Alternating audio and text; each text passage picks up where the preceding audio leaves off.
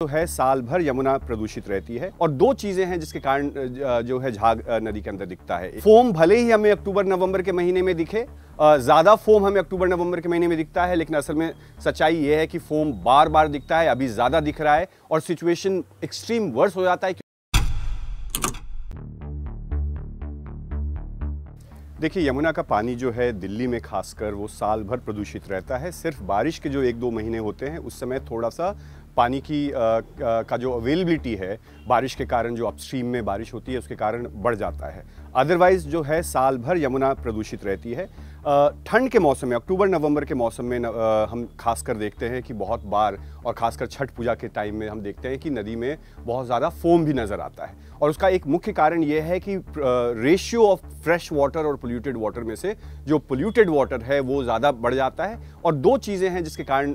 जो है झाग नदी के अंदर दिखता है, एक है फॉस्फेट और दूसरा है सरफेक्टेंट्स। और लार्जली ये जो सरफेक्टेंट्स हैं और फॉस्फेट की मात्रा में जो इजाफा होता है वो लार्जली हम म्यूनिसिपल वेस्ट जो हमारे आपके घरों से पानी निकलता है वो है, और साथ ही साथ इंडस्ट्रीज़ जो है उनका बहुत बड़ा कंट्रीब्यूशन होता है। साथ ही साथ हम साल भर कम से कम 6-7 बार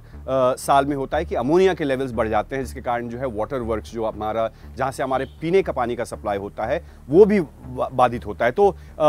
फोम भले ही हमें अक्टूबर नवंबर के महीने में दिखे, ज़्यादा फोम हमें अक्टूबर नवंबर के महीने में दिखता है, लेकिन असल में सच्चाई ये है कि फोम बार बार दिखता है, अभी ज़्यादा दिख रहा है और सिचुएशन एक्सट्रीम वर्स हो जाता है क्योंकि फ्रेश वाटर की अवेलेबिलिटी, मिनिमम फ्लो जो है वो रिस्ट्रेन हो जाता है अक्टूबर नवंबर के महीने में।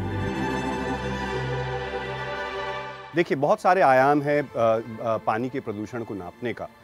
तीन जो मुख्य आयाम जो सेंट्रल पोल्यूशन कंट्रोल बोर्ड और जो जांच एजेंसीज हैं, जो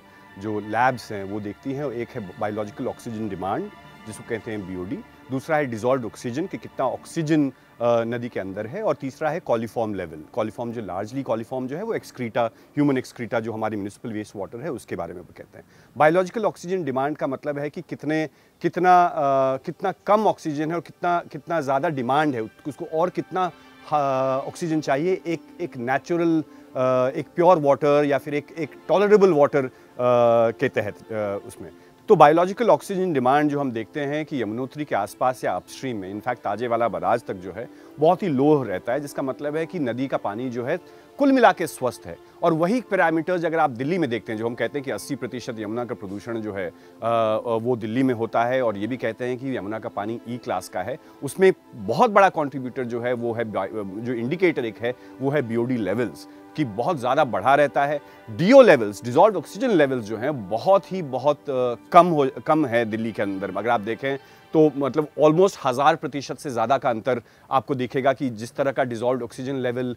यमुनोत्री में, अपस्ट्रीम में, ताजेवाला के पास दिखेगा आपको, या फिर डाउनस्ट्रीम में जब हम कहते हैं कि चंबल नदी जब यमुना के साथ मिल जाती है उसके बाद, तो और साथ ही साथ कॉलीफॉर्म लेवल, सडनली जो ह्यूमन फीकस जो है, जिसको मलमूत्र की मात्रा हम कहते हैं कि वो सडनली जो है वो दिल्ली के आसपास, क्योंकि 3500 million waste water, municipal waste water जो है दिल्ली के अंदर इन 17 नालों से घुसता है यमुना के अंदर। तो ये तीन पैरामीटर्स जो हैं वो बहुत ही भयावह हैं, जिसके कारण यमुना का पानी E क्लास के कैटेगरी में आता है।